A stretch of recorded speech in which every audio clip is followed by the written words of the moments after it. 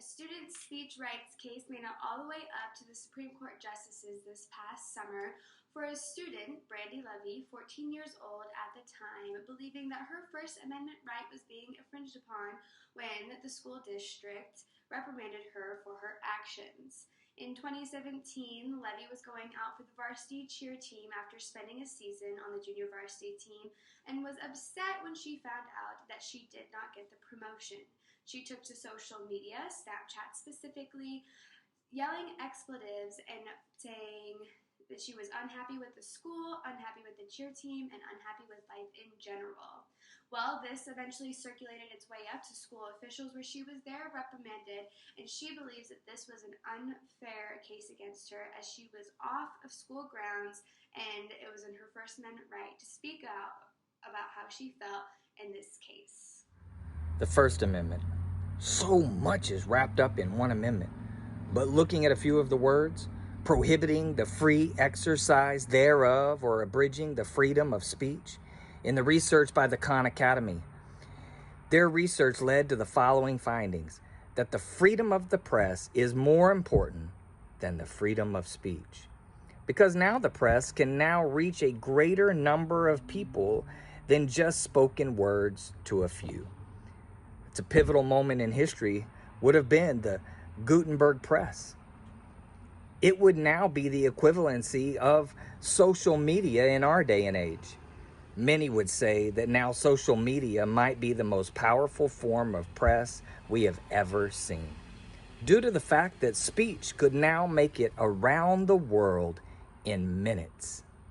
So I believe this was a form of freedom of speech. She has every right to express her feelings. The issue is that it could be considered a hate crime.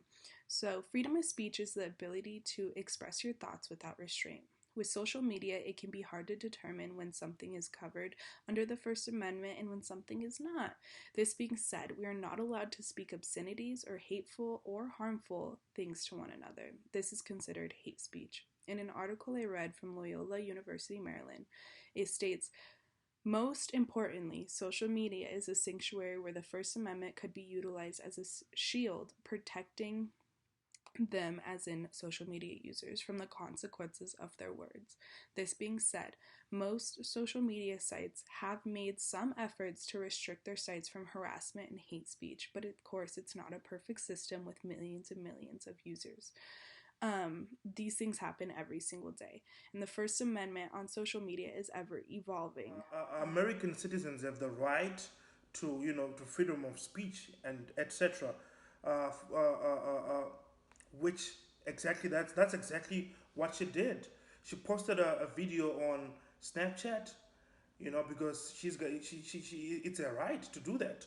So, but I feel like she wasn't supposed to do that. She was supposed to consult like a staff member and air out her view, or views rather, or concerns pertaining the situation that was at hand. And then the school, on the other hand, were not supposed to suspend her because they suspended her for like a year from the junior varsity cheerleading team.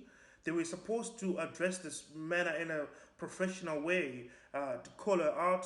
To call her in the office and talk to her about it in a professional manner, because she was technically she was exercising her First Amendment right. Because I think the cheerleader was supposed to have some sort of emotional intelligence, because um, the social media is right now is a tool that can be used both in a good way and a bad way. So it's very easy for things that are that are posted on social media to go viral. Like in this case, that's exactly what happened, because one of her followers, one of her circle that had access to her Snapchat account, is the one who actually linked and forwarded the post to a fellow cheerleaders, and they were upset about it. This case brings out a concern of who can regulate freedom of speech, how, and to what extent. It went to the Supreme Court because these issues were in question. The main issues the school was facing was that the student sent the message from a personal cell phone. She was off school grounds, outside of school hours. She sent it to a private circle of Snapchat friends, and she did not identify the school by name. According to the First Amendment, the school may have had a stronger argument if the student's message had any type of illegal activity or incited violence. The other potential argument for the punishment of the student would be if the message was seen as obscene. However, without proving that it was an obscene message, her speech was protected under the First Amendment. As we learned from Erwin Chemerinsky's example in the Khan Academy video about the First Amendment, the protections apply only to the government. We learned from his example that a public institution cannot regulate speech that is protected underneath the First Amendment. However, private universities can regulate speech to an extent within their own guidelines since they are a private university. There are still rules under the First Amendment, as previously stated, on what kind of speech is not protected.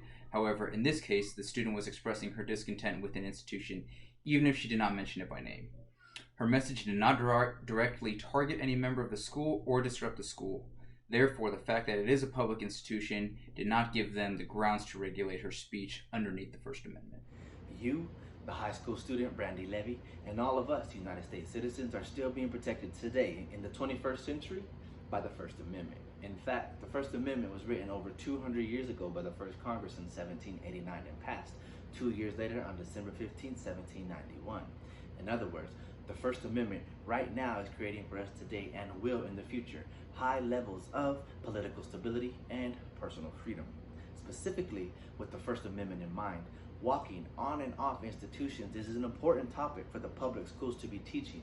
That even though we may share an unpopular opinion of speech, it is still worthy of protection, because both faculty and students are United States citizens that shouldn't have to worry about what is being spoken freely of off campus on social media that may result in a negative consequence to being punished when walking back on campus at school.